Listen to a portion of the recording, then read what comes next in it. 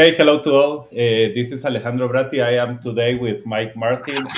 Thank you, Mike, for accepting this invitation to talk with you and talk about all the things that you are going through and you went through in your life.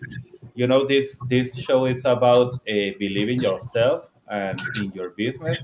I know that you have your business now. You have even your own chapter that you are doing. So we're going to be talking about that in some minutes, but now I want to ask you about who was Martin, who was Mike before, who was you, like the time that you want to share with us. But I want to give the audience like some perspective of who you were, what happened, and then who you are right now. So tell us a little bit about yourself. Yes, good morning, everybody, and thank you for letting me share my story a bit. It's a unique story, but not so unique with the way our cultures and environments are. My mother was born in Mexico. My father was born in Mexico, but I don't know him at all. He abandoned me very early on and never paid a penny in child support. I was born in Phoenix, Arizona, lived there for a bit, then lived in Mexicali, Mexico for a little bit. Uh, then my mom went to work for the government way back in the day during World War II, and she met a gentleman that way who was an American. As it turns out, she didn't realize she married a guy who was an alcoholic and extremely abusive. When she married him, he was just going back into the military after having served in World War II. He came back, went to university. He was an enlisted man in World War II. He came back, went to university, was able to get a commission as an officer in the United States Air Force. Um, then my mom drugged me, and then we tagged along at different assignments. She started having babies with him. His abuse and drinking continued very badly, and I was always the outside because I was not of his blood. When he was one of those kind of alcoholics that are extremely abusive, both verbally and physically, and nasty, very nasty when all of that happened. That changed me dramatically because I had to escape that environment. I had to be away from it. Uh, Not only did he abuse my mom, but he abused me as well. So we moved constantly because he would get caught in his alcoholism, and unfortunately, the military uh, protected their own, so to speak. So they were trying to protect him so he could get his retirement. Um, it got to the point, and there were some positives of it because part of that whole environment was multiple locations within the United States of America, and I got to live in France for 1 year, and then from France we moved to Morocco in North Africa. Uh, my mother was a staunch Catholic, so when we were in Europe and Morocco, we traveled constantly, going to visit locations that were part of the history of Catholicism. So I've been to Rome, I've been to the catacombs, I've seen those things that most people will never see in their lifetime. I also saw what occurs with the military, and I knew the difference between enlisted men and officers. And very early on, I became an achiever because I knew that would be my goal. And also, part of that whole abusive stuff caused me to be self-motivated to achieve more because the stepdad, the abusive guy, always used to demean me and demean my mom. I joined the Boy Scouts to get away. and I started moving up the ranks of the Boy Scouts. And when he found out I was in the Boy Scouts, he was demeaning me there, saying, "Well, I achieved the second highest rank in the Boy Scouts, and you'll never achieve anything." Well, I beat him at his own game, and I became the top rank, which is an Eagle Scout, which I think most people know. Achieving a Eagle Scout is a big thing. I uh, I played high school athletics at three different high schools. Excuse me, no, only two high schools. But doing that, and then other athletics before that, like little league and that kind of thing. Not once did either my mother or the stepdad ever go. I was always on my own. Somebody else was looking out for me. Um, that motivated me to do more and be better and do those kinds of things. So it was an interesting upbringing. It did though culminate at the end of my junior year of high school, where I ended up running away from home. I couldn't take it anymore. I'd been relegated to living in basements and living in other places, and the only time I presented myself to the family unit was at dinner time. And then I'd eat dinner so fast, I caused myself health issues by eating too fast. Uh, so I ran away from home. I was chasing a girl from high school. That didn't work out, but I went back to Tucson, Arizona, where a grandmother and aunt on my mom's side were living. And I rented a room from them, started working, and finished my senior year of high school. Um, the, And this, how did you feel with this change? Like, okay, you are in an abusive environment. I know that your mom was not abusive, but your dad and all the things that he was doing, your stepdad. So how you started to see yourself, because I know that that helped you to starting to, okay, I am going to focus on this and I am going to excel on this, and that's why you become an eagle in the scouts and created a lot of things. But from the perspective that you have right now, what do you think started to create in yourself? Like, what was happening in yourself? well, I think what the way I was seeing it, I had to keep proving myself over and over again. So that continued in the fact that I worked 40 hours a week that senior year of high school. And then all through college, I was working 40 hours a week and taking a full load. But the classic thing that happened to me was uh, I graduated from high school on a Friday. I started at the university on a Monday, and Thursday of that week, I got drafted into the United States military. I received my notice in the mail. Luckily for me, I didn't have to report for several weeks. I reported on the date I was supposed to. I was already through that summer school at university is very accelerated. So they saw that I was in fact at university. I got what was called a deferment, so I was not immediately uh, enlisted and sent to Vietnam because I grew up in the middle of the Vietnam conflict. Uh, I went down to the draft board. They gave me feedback. Says, okay, you got this deferment, 2S or a school deferment. You're going to be reviewed again in 1 year, and more than likely, you're not going to receive another deferment. We don't care whether you're in college at that point. Having that military background because of that environment, I knew that I knew the difference between enlisted and officer. So I made a decision to pursue becoming an officer in the military. But the minimum qualification to be an officer is to have a 4-year degree. So I was able to find a program that allowed me to do that. I pursued that. I pursued my goal at that point then was to get my degree, but I had to work to pay my own way because the scholarships and grants that I got were minimal. But it helped. It helped pay help pay the enrollments and all that kind of thing. So all along the way, I'm self motivated to get up early, to work, to get the grades. I kept working to do all that with the endpoint goal of becoming an officer in the military, which I ended up doing in August of 1968.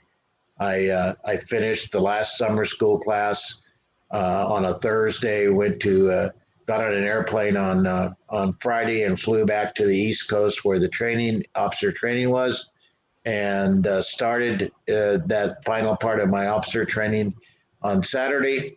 And then I was on on 25 October 68, I was commissioned an officer in the United States Navy.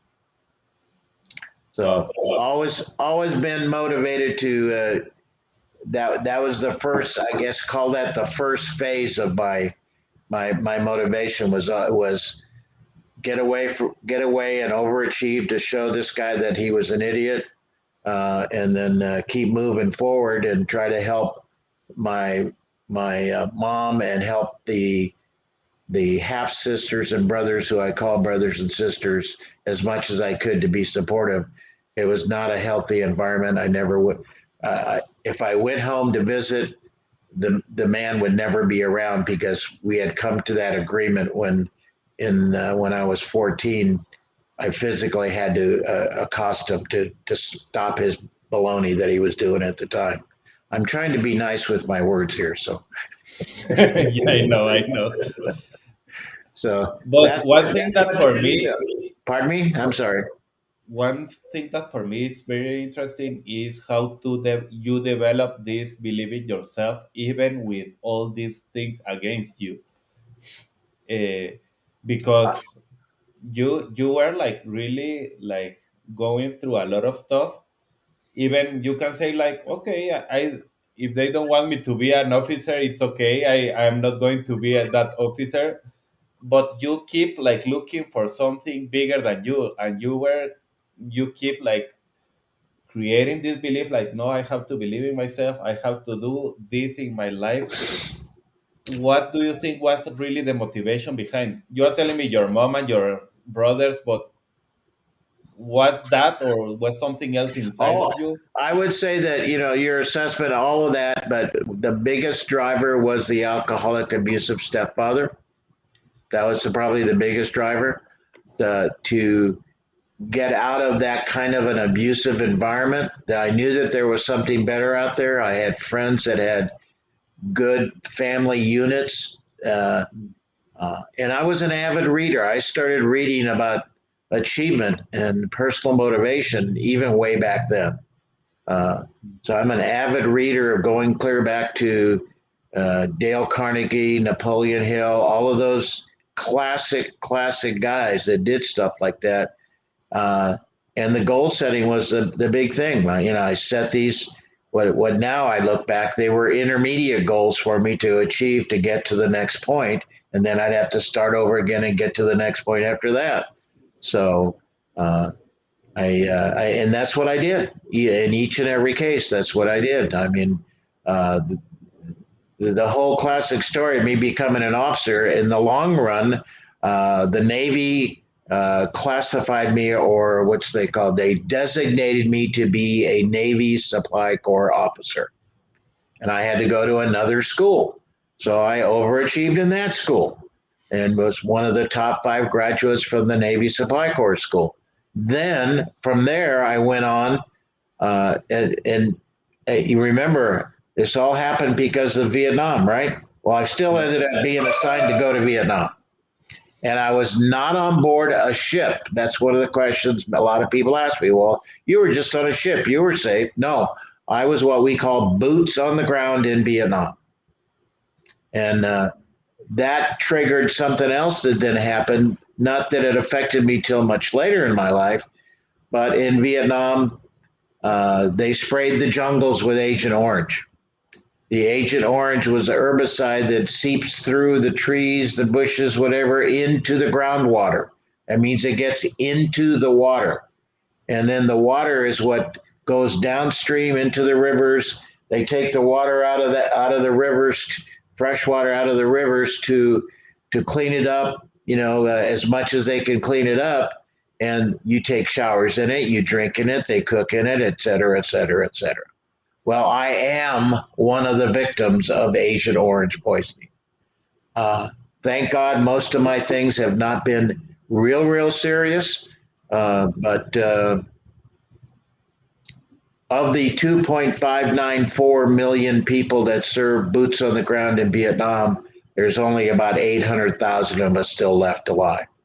A large number of those passed due to the Agent Orange poisoning and the multitude of different carcinomas that got developed from that.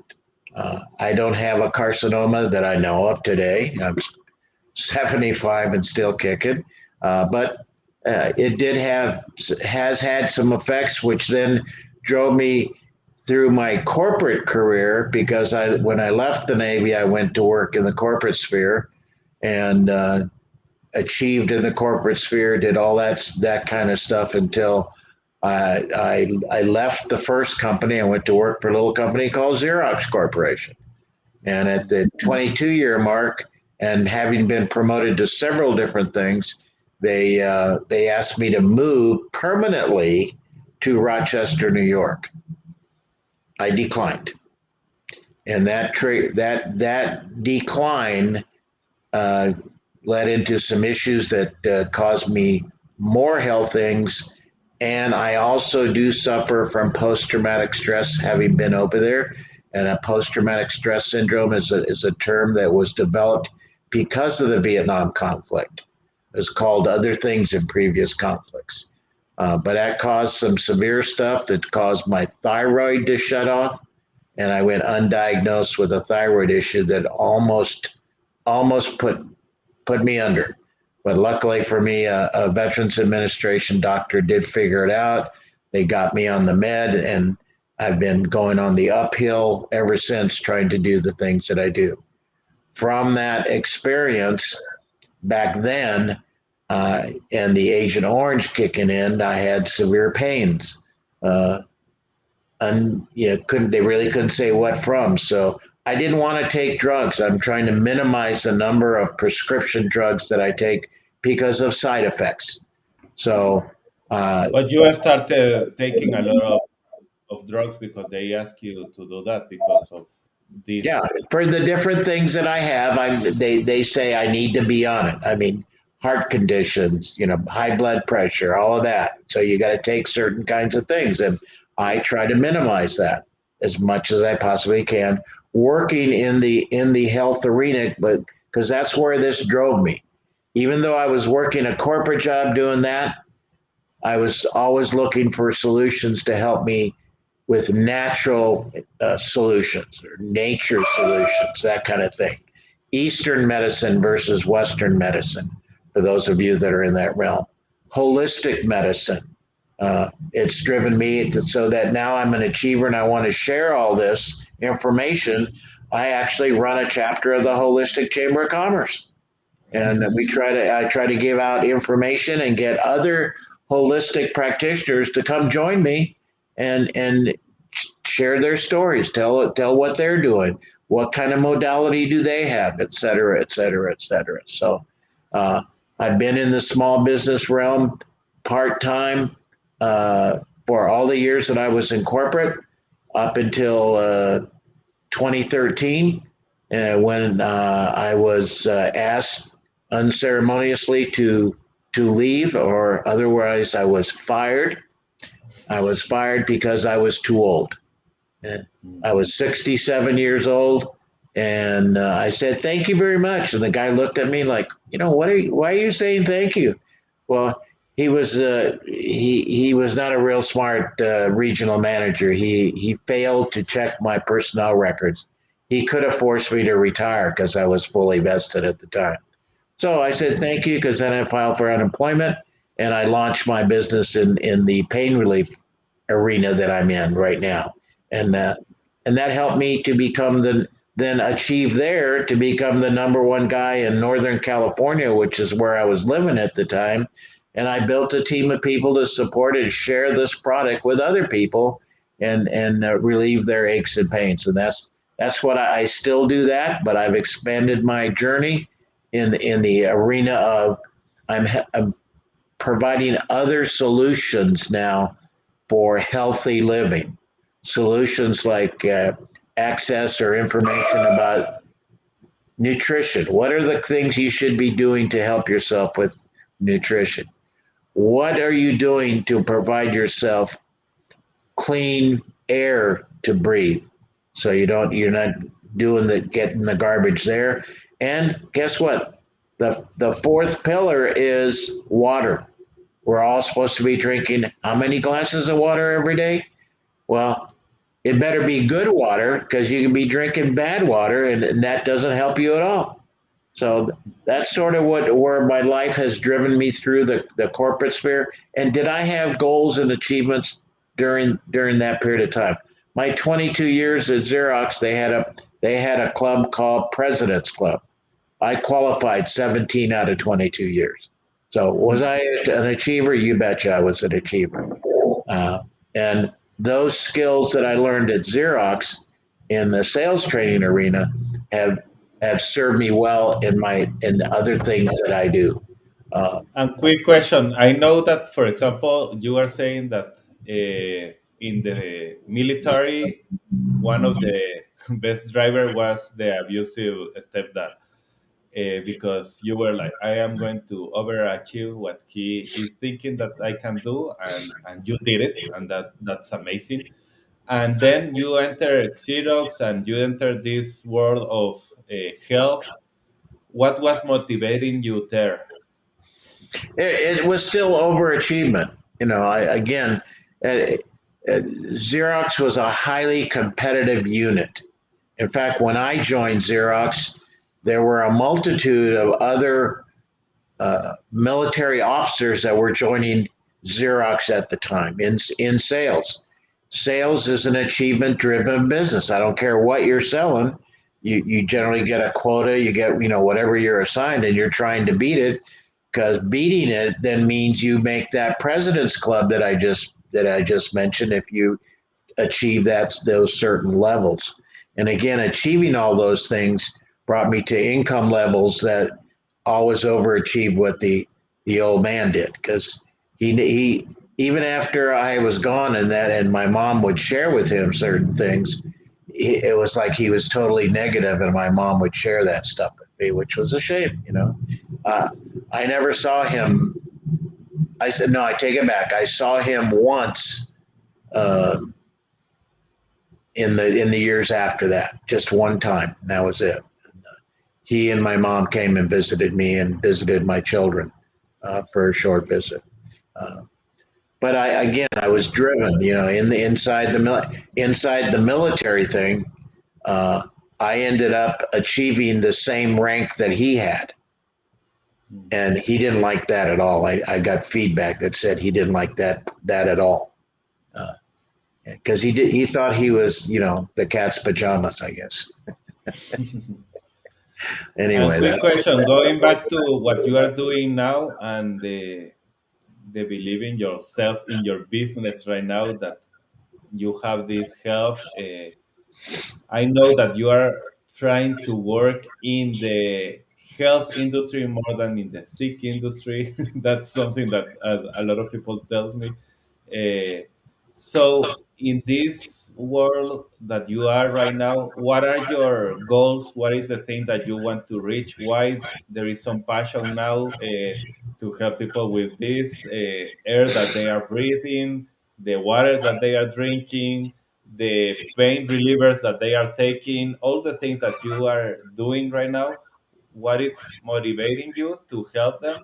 What is behind, well and the what the is your motive. goals? Yeah, I think the motivation there is pretty simple. I mean, I hate to say it this way, but I think that the media and big pharma do not tell us the truth on every scenario. Um, there are options available, generally speaking, for anything that's going on with you. Generally speaking, I mean, not catastrophic. If you're in an automobile accident or something, you got to get the emergency medicine. But to take care of yourself, and that's the key here, is you got to be involved in your own care.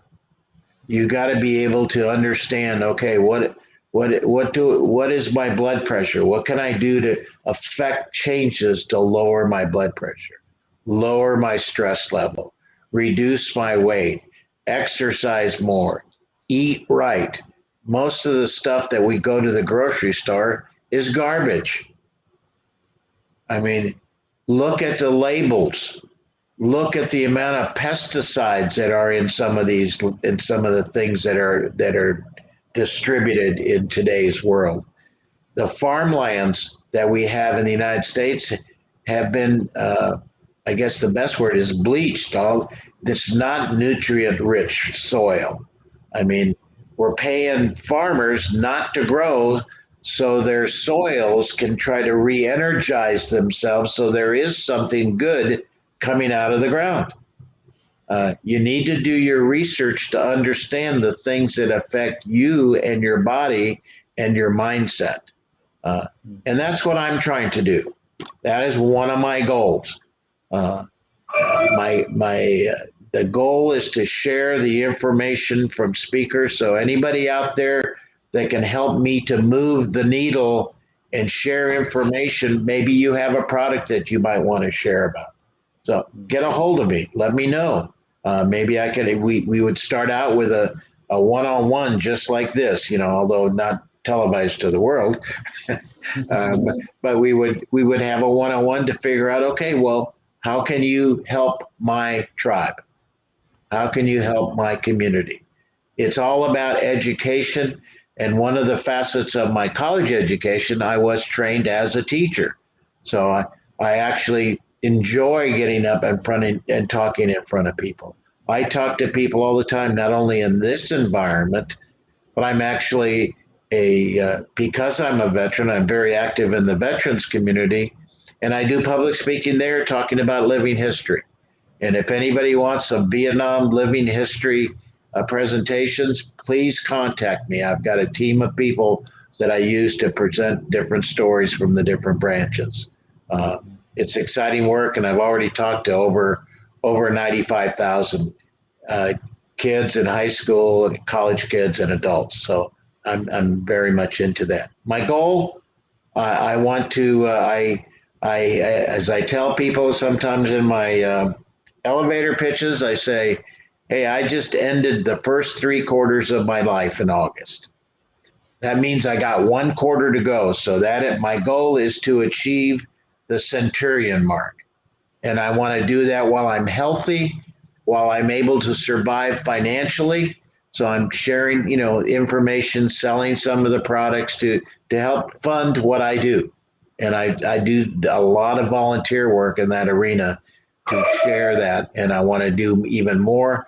And then the other big part of my volunteer work is that I'm working with younger veterans as they transition from active duty service to they're joining the real world, as we say. How can we fit in and do what we do based on the training and the mindsets we had while we were in the military, which is totally different. It's that military is a closed environment, and you can take almost everything is transferable. Almost everything. Now, granted, not shooting a gun or something like that, but almost all the other skills, and there are massive leadership skills that are developed inside the military, and the motivation and goal achievement. You betcha, it's there. So that's Mike. Awesome, Mike. Last question: how people can connect with you? I know that you are president of one of the chapters, the holistic chapters. So tell us a little bit more about that and how they can Okay, well, connect with you. you can contact me through the Holistic Chamber. That is one way, just holisticchamberofcommerce.com. Go to local chapters on the menu bar, and then just look for Houston Memorial Chapter. There's contact information there.